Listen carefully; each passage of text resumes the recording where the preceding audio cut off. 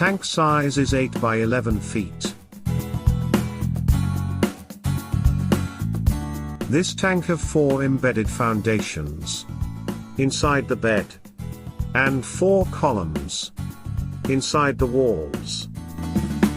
Embedded foundations and columns make it more stronger for the tank and the building foundation both.